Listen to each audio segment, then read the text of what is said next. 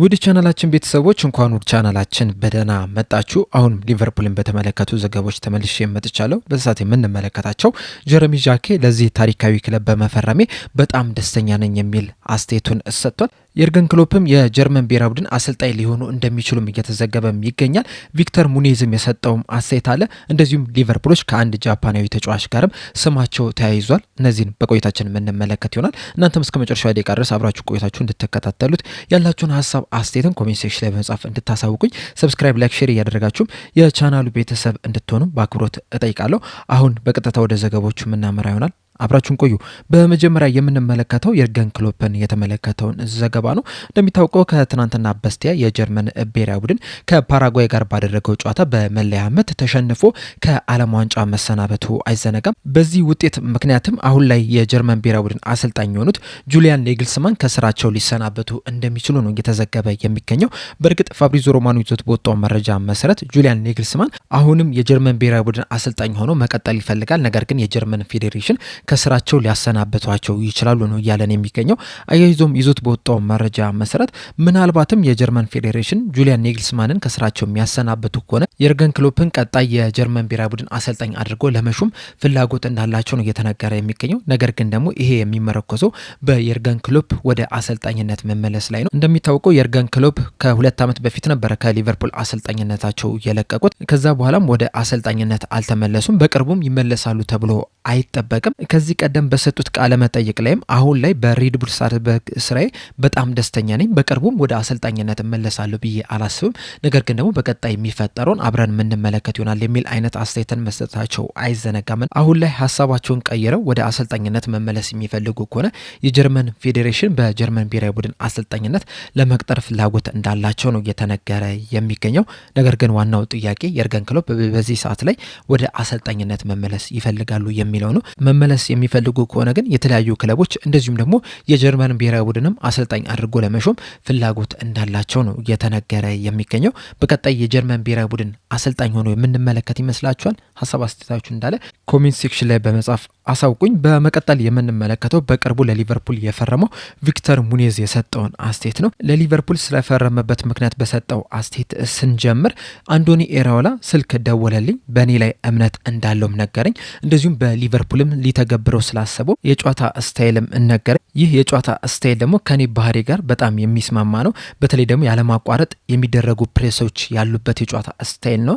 እንደ እግር ኳስ ተጫዋች ለማደግ ይህ ለእኔ በጣም ተስማሚ ሆኖ ስላገኘትኝ ለሊቨርፑል ልፈርም እችላለሁ የሚል አስተያየቱን ሰጥቷል።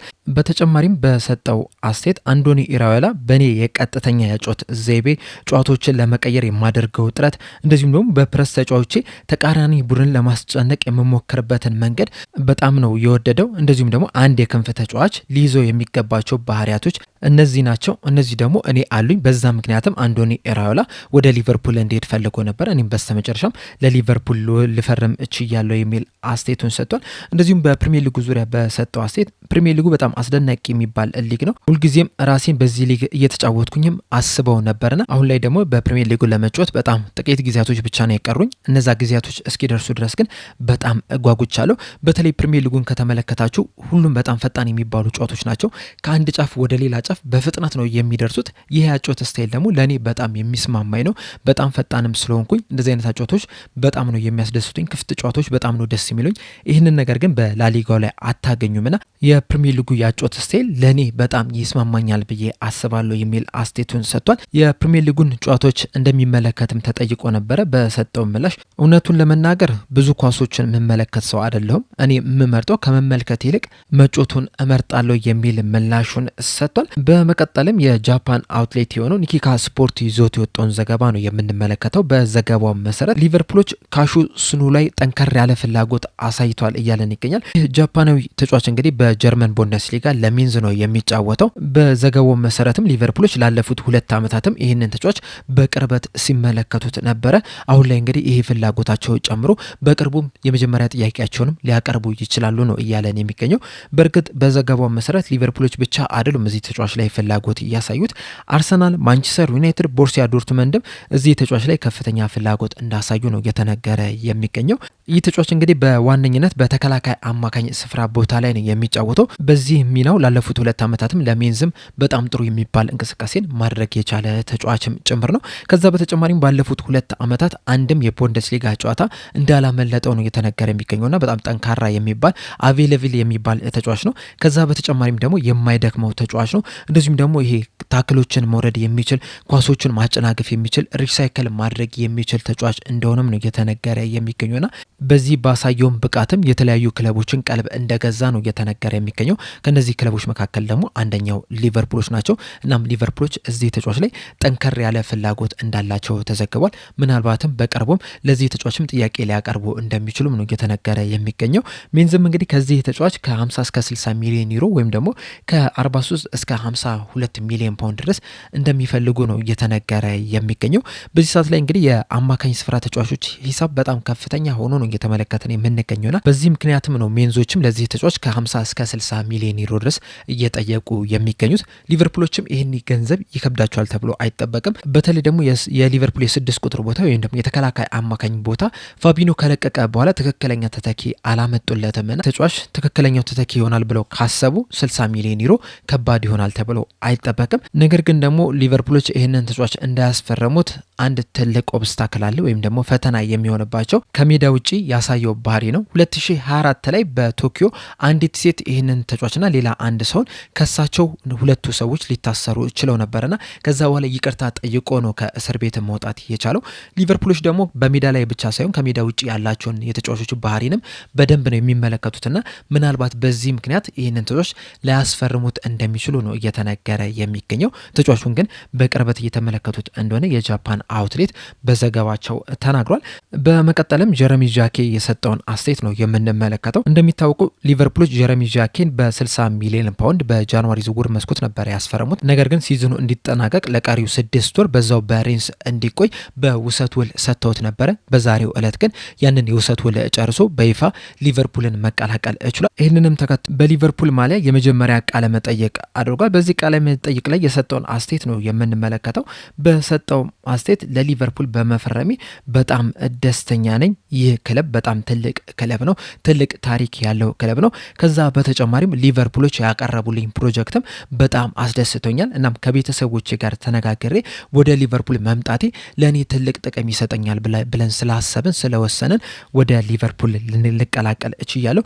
በዚህም ደግሞ በጣም ደስተኛ ነኝ የሚል አስተያየትን ሰጥቷል። በመቀጠልም በጉዳቱ ዙሪያ ነበር አስተያየት የሰጠው። እንደሚታወቀው ከጥቂት ወራቶች በፊት በሬንስ እያለ የትከሻ ጉዳት አጋጥሞት ነበርና በዚህ ዙሪያ በሰጠው አስተያየት ትከሻዬ አሁን በጣም ተሽሎኛል። የማገገም ሂደት ላይ እንደመሆኔ አሁን በሜዳ ላይ ብቻዬን ልምምድ ጀምሬያለሁ። በእርግጥ ቀዶ ሕክምናውን ያደረጉልኝ ሐኪሞች ከቡድን ጋር ልምምድ እንድጀምር ፈቅደውልኛል። ነገር ግን ደግሞ ለጊዜው ትንሽ ብጠባበቅ ይመረጣል። ለዛም ነው በግል ልምምድ እየሰራው ያለው። ለክረምቱ ግን 100% ብቃቴን ይዤ እንድመለስ የተቻለኝን ሁላ እያደረኩ እገኛለሁ የሚል አስተያየቱን ሰጥቷል። በሊቨርፑል ማሳካት ስለሚፈልገው ነገር በሰጠው አስተያየት ለራሴ የምነግረው ለዚህ ክለብ ብዙ ተጨማሪ ዋንጫዎችን ማምጣት እንዳለብን ነው። ይህ ክለብ እንግዲህ በጣም ትልቅ ታሪካዊ ክለብ ነው። ያሉትንም ዋንጫዎች ተደርድረው መመልከት እችላለሁና የዚህ ታሪክ አንዱ አካል መሆን እፈልጋለሁ። ተጨማሪ ዋንጫዎችንም ወደዚህ ክለብ ማምጣት እፈልጋለሁ እና በታሪክም የምታወቅም ተጫዋችም መሆን እፈልጋለሁ የሚል አስተያየቱን ሰጥቷል። በራሱ ብቃት ዙሪያ በሰጠው አስተያየት እኔ በጣም አትሌቲክ የሆንኩ ተጫዋች ነኝ።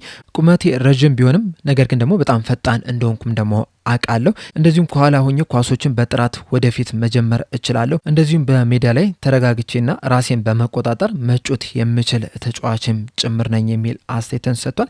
በቨርጅል ቫንዳይክ ዙሪያ በሰጠው አስተያየት ቨርጅል ቫንዳይክ በጣም ትልቅ ተጫዋች ነው። ከሱ ጎን ሆኜ ለመጮትም በጣም ጓጉቻለሁ። በአሁኑ ጊዜ በዓለም ላይ ካሉት ምርጥ የመሀል ተከላካዮች አንዱ እንደሆነ አስባለሁ። ስለዚህ ከእሱ መማር እችላለሁ። ብዙ የምማረውም ነገርም አለ።